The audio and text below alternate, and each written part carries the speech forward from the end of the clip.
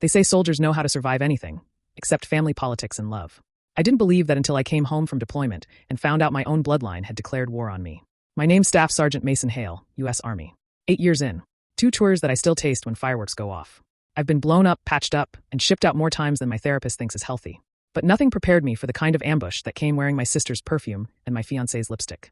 The dinner that started it. 3 weeks before my wedding, my mother invited us all over for a family dinner to celebrate love. I should have known that in my family, celebrate usually means sacrifice someone. The roast was perfect. The table was set like something out of a lifestyle blog. My mom's eyes flicked between me, my fiancée Natalie, and my little sister Sabrina like she was watching a chess match. Sabrina wore white, not cream, not beige white. I should have known right then. We were halfway through dinner when she dropped it. So, Maze, you don't mind rescheduling your wedding, right? The Armitage Ballroom has one date open, May 20th, and I already put down the deposit. I blinked. I actually thought she was joking. My dad coughed into his napkin like he'd practiced the line before saying it. Son, your sister's got some visibility right now. The Armitage is good press for the family. You can always move to June. Good for the family. That phrase. It's the Hale family's way of saying we've decided your happiness is collateral damage. I looked at Natalie. She gave me that sweet, trained smile. The one that never quite reached her eyes. We can be flexible, Mason. I mean, Sabrina's wedding will be televised. She's under contract for a brand deal. I stared at her, fork halfway to my mouth. Televised? Sabrina leaned forward. You didn't know? The network's calling it 2 Weddings, 1 Legacy. Family reality miniseries. You'll get a mention, of course. She said it like she was handing me crumbs. Collateral damage. 2 days later, the Veterans Hall where I'd booked our ceremony called me. The coordinator's voice cracked before she even got to the point. Mr. Hale, we're so sorry. The board received a large donation from a PR firm, and we have to cancel your reservation due to, conflicts with another event. Let me guess, I said. Sabrina Hale? Silence. Then a broken whisper. I can't say, but yes. When I hung up, I sat there, phone in hand, staring at the ceiling fan. You ever feel the air get sucked out of your body while you're still breathing? That was it. That was the sound of my family choosing their golden child again. Natalie's smile. I drove home, jaw locked, pulse pounding. Natalie was at the kitchen island, scrolling on her iPad. The wedding binder was open in front of her. They canceled our venue, I said. She looked up slowly. We'll find another one. Maybe something smaller. Intimate. I don't want smaller. I want what we agreed on. Mason, you're overreacting. Sabrina's wedding is huge. If we play it right, it could even help us. We'll get coverage. Coverage? I laughed low and bitter. You mean her stealing my date is good PR for us? She sighed like I was exhausting. Don't let your pride ruin a family moment. That was when I knew she wasn't on my side, not really. She loved the idea of me. The soldier. The story. The decorated fiancé. Not the man behind it. The DM. That night, I couldn't sleep. At 2300, my phone buzzed. A message request from @Captain Cole official, Captain Jared Cole. Ex-Special Forces. Influencer. My sister's mentor. Every damn week he posted about leadership and discipline, shirtless with an American flag behind him. His message read, "You deserve better than what they're doing. We should talk." I stared at it for a long time. Why the hell would he DM me? About what? I finally typed. He replied in seconds. Your sister bribed your venue. I have proof. Also, you should know about Natalie. I'm not trying to start drama. Just ending one. My stomach dropped. The meeting. We met at a coffee shop off base at 0600. He walked in wearing a hoodie and ball cap, trying not to look like the same guy who did push-up ads on Instagram. He didn't order coffee. He just slid a manila folder across the table. Inside, screenshots. Emails. Invoices from a marketing firm with Sabrina's name in bold. Subject line. Rebranding Mason Hale wedding date, PR opportunity. But that wasn't the worst part. He leaned forward and said quietly, Your fiancé's been at my apartment twice. Midnight. Said she needed PR advice. I told her to leave. She didn't always listen. The air left my lungs. I wanted to hit something. Instead, I stared at the man who'd just detonated my life and said, Why tell me this? He shrugged. Because I've done enough fake patriotism for a lifetime. And because you deserve to lose on your own terms, not theirs. The break. That night, I confronted Natalie. She didn't cry. She didn't deny it. You're listening to that narcissist? She said. He's obsessed with tearing down women. Was he lying? She met my stare for a full 3 seconds, then looked away. I never slept with him, but I thought about it. Does that count? She said it like a dare. I didn't yell. Didn't throw anything. I just opened the door and waited. When she hesitated, she tried one last dagger. Sabrina's right. You think too small, Mason. You could have been a face of the military, but you hide behind work. You're forgettable. The door closed behind her like the sound of an ending. The quiet that followed. You know what they don't tell you about betrayal? It's not loud. It's silent. It's the ringing in your ears after the blast, when you realize everyone's gone. For a week, I didn't go to base. Didn't answer calls. Just drove miles of open road through Tennessee hills, until I reached the one place I'd sworn I'd never go again. My grandfather's old property, 40 acres of rust and ghosts. The gate was half hanging off the hinges. The gravel road wound through pine and silence until it opened up to a forgotten barn. Inside, dust peeling paint and sunlight cutting through the cracks like forgiveness. I dropped my duffel and sat on the floor. Didn't move for an hour. Didn't cry either. Just breathed. The way you do when your whole damn identity has been stripped down to man who used to believe. The Sergeant Major. The next day, a truck rumbled through the open gate. Out stepped Sergeant Major Elias Ward, Rhett. My grandfather's best friend and the man who taught me how to hold a rifle before I could shave. He didn't ask questions. He just said, "You look like hell, son," which means it's time to rebuild something. He opened the barn doors wider and pointed to the beams above. "Your grandfather called this place Ironwood. Built it for your grandmother, a community spot for base families back in the day. He left it to you." I stared. I didn't even know it existed. "Because you were too busy fighting everyone's battles but your own." He tossed me a key. "Now fight for this." The spark. 2 days later, a white sedan pulled up the drive. A woman stepped out, hair in a messy bun, scrub still on. Eliza Ward. Elias's niece. VA therapist. She smiled like she'd been warned about me. "So this is Ironwood? It looks like a barn that wants to be a church." I laughed for the first time in weeks. Or a church that finally gave up pretending. She looked around. "You could host anything here. Therapy sessions, retreats, weddings even." "Yeah," I said quietly. "Maybe a wedding that actually means something." She caught the tone, didn't press. Just said, "You fix the bones. I'll help you fill it with light." And just like that, a soldier with no mission had won again. Ironwood begins. I called in every favor I'd ever earned. Guys from my unit came on weekends. A few wives showed up with lunch and paint rollers. We rewired the place, patched holes, sanded beams until our hands blistered.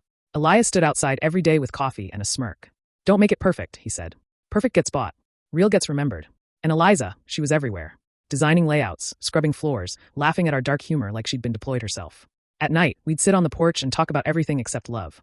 I told her about Cunner, the ambush, the day I carried my buddy out under fire. She told me about her patients, soldiers who came home whole on paper but hollow inside. Once she said quietly, "Healing isn't about being the same person you were before the hurt. It's about being okay with who you became after." I didn't realize it yet, but that was the first line of the vow I'd eventually make. Sabrina's shadow. While Ironwood rose from the dust, my sister was online every day. Hale legacy weddings trending on TikTok. Her white dress. Her fiancé. Her captions. Family means lifting each other up. The comments section turned into a war zone, half calling her inspirational, half calling her a thief. Then one morning, my inbox blew up. A veteran journalist had leaked her marketing emails. The subject line that went viral read, "Cancel his date. It's better optics." Sabrina denied it, of course. But in that moment, people finally saw her the way I always had. Entitled, cruel, terrified of not being adored. Natalie, she doubled down. Posted videos about toxic masculinity and controlling exes. She painted herself as the victim. But every story burns out eventually, and hers was about to. The message that changed everything. Late one night, Elias walked in holding an envelope. "Your grandfather's lawyer found this. He wrote it before he passed." Inside was a letter. "Mason, if you're reading this, the family name has probably let you down again. Build something that doesn't need their approval. I left you Ironwood not to remember me, but to remember yourself." I read it twice. Then again. And when I looked up, Eliza was standing in the doorway, eyes glistening. "So," she said, "what are you going to build?" I smiled, for the first time in months, not bitter, not broken. "A place they can't cancel. Building the fortress. When you rebuild something from splinters, the work becomes sacred." Ironwood stopped being a barn. It turned into a fortress disguised as peace. Every nail we drove felt like an apology to the part of me that kept forgiving people who weaponized love. Days blurred. We ripped down rotten planks and replaced them with boards that smelled like new beginnings and sawdust. By dusk, soldiers sat on the porch rail with beers, trading deployment stories like confessionals. Eliza played music through a busted Bluetooth speaker. She moved through the space like she was teaching it how to breathe again. One night, I found her standing in the half-finished hall, tracing the grain of a beam. "You know," she said, "this place isn't just healing for you. It's contagious." I grinned. "Careful, Doc. Sounds like feelings. Don't get ahead of yourself, Sergeant." Her laugh hit me right in the chest. For months I'd been operating on numb autopilot. That sound reminded me I still had a pulse. Flashbacks that wouldn't die. But healing isn't linear. Some mornings I still woke up in combat mode. I'd reach for a weapon that wasn't there, sweat pooling, heart hammering. Sometimes the smell of diesel and dust hit me so hard I'd see the Cunner Valley again. I remembered my buddy Corporal Jennings, the guy who took shrapnel meant for me. The same man whose mom still mailed me birthday cards like I was her replacement son. He used to say, "Maze, life's simple. Keep your word, keep your people alive." I failed at both. That guilt built calluses in my soul thicker than Kevlar. Eliza never pried, never pushed. She just said, "When the past wakes up, don't fight it. Walk it back to bed." Some nights we did that together. Not as lovers, just two broken professionals running patrols through memory. Ironwood becomes a symbol. Word spread fast. Soldiers, widows, single moms from the base, they all showed up. We hosted free dinners for vets. Workshops where kids painted on the same walls that used to echo emptiness. Each weekend the place filled with the kind of laughter that doesn't make anyone small. Local news caught wind. Decorated NCO restores forgotten property into veteran haven. The story went viral. Ironically, the same week Sabrina's PR stunt started crumbling. Her wedding sponsor pulled out after leaked documents showed she bribed the Veterans Hall. The internet turned savage. People reposted her old sound bites with captions like "Family is the first brand, until they sue you." For once, I didn't have to lift a finger. Karma had her own artillery. The invitation. 3 weeks before Sabrina's big day, I got an envelope. gold-edged, thick enough to double as armor. Inside, "Dear Mason, we would love for you to attend our televised celebration as a show of unity. Redemption is a family effort. Sabrina and Derek." I laughed so hard I almost pulled a muscle. They wanted the brother they humiliated to be the background character in their redemption arc. Elias found me hunched over the letter and said, "You could burn it, or you could outshine it." That's when the idea hit me. If they wanted a show, I'd give them one, but mine wouldn't be scripted. The counter event. I called every contact, every veteran group, every local band that owed me a favor. May 20th, the same date they stole, became Ironwood's grand opening. Theme, homecoming. We cleaned the place till the floors shone. Eliza organized a silent auction for Wounded Warrior programs. The soldiers who'd helped build it made flyers that read, "When family locks you out, build your own damn door." The quote blew up online before I could stop it. Suddenly #Ironwood Homecoming trended right under my sister's #Hale Legacy Wedding. Two sides of the same bloodline, both going live on the same day. The day arrives. The morning of May 20th was quiet, unnervingly so. Dew on the grass. Steam rising from coffee mugs. You could smell anticipation and redemption mixing like rain and gasoline. Eliza looked at me over the rim of her mug. "You ready for this?" "Been ready my whole life," I said. My hands shook anyway. By noon, cars lined the gravel road. Veterans in dress blues. Nurses. Kids. Journalists. They came because everyone loves a comeback more than a scandal. I didn't plan to speak, but when the band stopped and the crowd chanted my name, I walked to the mic. "They told me small dreams were safer," I said. "Turns out small dreams are just cages with better curtains. This place, Ironwood, is what happens when you stop asking permission to exist." The applause was thunder disguised as gratitude. Meanwhile at the Armitage. Across town, Sabrina's wedding livestream started glitching. Comments flooded. "Where's Mason? Didn't he build that veteran center? Why's the groom sweating?" Then someone posted side-by-side photos. Her ballroom versus my barn. Her guests versus soldiers in uniform dancing with kids. Public sympathy flipped in real time. Sabrina tried to spin it, but once the internet smells blood, you can't control the narrative. Her sponsors froze contracts. Her PR firm deleted posts faster than she could blink. By sunset, Ironwood had doubled in attendance. Local stations cut from her stream to ours, calling it the real Hale wedding. I didn't plan revenge, I just lived better. Turns out that's the loudest revenge there is. The reckoning. Halfway through the event, a deputy showed up at the gate. No lights. No sirens. Just that apologetic look. "Mr. Hale, we got a complaint. Unauthorized gathering, noise violation." Elias grinned. "Anonymous, right?" The deputy smirked. "You guessed it." I handed him the permits, perfectly stamped and legal. "We're squared away, officer. But stay for the cake." He did. And he danced. 10 minutes later, he was two-stepping with a medic while holding a cupcake. I swear God gave me that moment as proof that karma has a sense of humor. The return of the queen. Right before dusk, a white limo rolled up. Door opened. Out stepped Sabrina, in her wedding dress. Camera crew behind her, microphones ready. She looked at me like I was an intruder in her movie. "You planned this to sabotage me." "No," I said calm. "You did that yourself. I just built something worth watching." "You think this makes you better?" she hissed. "You humiliated me on my day." I gestured toward the crowd, veterans, families, laughter everywhere. "It's not your day anymore. It's ours." Her eyes filled with tears that weren't for me. Cameras clicked like machine guns. And for the first time in our lives, she had no script. Security escorted her off without touching her. I didn't watch her leave. I'd already spent too many years doing that. The confession speech. When silence settled again, I took the mic one last time. I used to think loyalty meant letting people walk all over you as long as you loved them. Then I realized love without respect is just slow bleeding. So I stopped bleeding. Applause rose, steady and heavy. I nodded toward Eliza. And when I stopped bleeding, I met someone who showed me that peace isn't the absence of noise. It's building your own kind of quiet. That line trended for 3 days straight. Redemption night. When the music came back, I danced with Eliza under those Edison bulbs. She rested her head against my chest and whispered, "You did it, Mason." "No," I said. "We did. And we're just getting started." At midnight, after the last guest left, we sat on the porch. The barn glowed behind us like a beating heart. Fireflies drifted in the field. "Do you forgive them?" she asked. I thought about it. "Not yet, but I don't hate them anymore. Hate's still giving them rent in my head. I'm finally evicting them." She smiled. "Then that's enough." Months later, Ironwood became more than a venue. It turned into a movement. We started offering therapy programs for veterans, art classes for military kids, even retreats for spouses who'd lost someone to suicide. Articles called it the barn that saved a battalion. CNN did a short feature. I didn't give interviews, I just worked.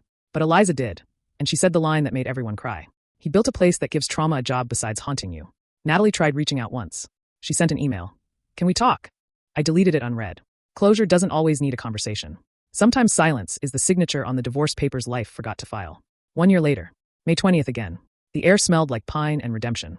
Ironwood looked nothing like the broken barn I'd first walked into. Now it had glass windows, gardens, and a flagpole where the wind sang instead of screamed. We hosted Ironwood Homecoming 2, Anniversary Edition. Guests doubled. Even the governor showed up.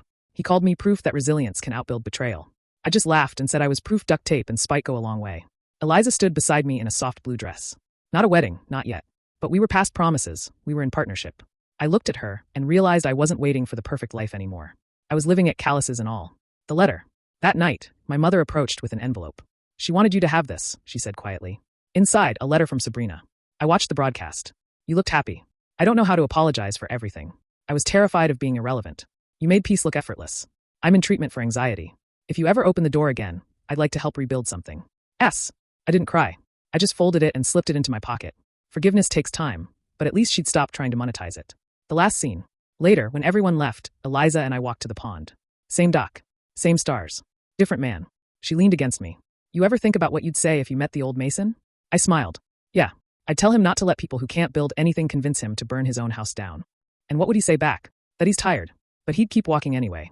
She nodded, slipped her hand into mine. Then you finally learned what redemption really is. Yeah. I asked. It's not about winning.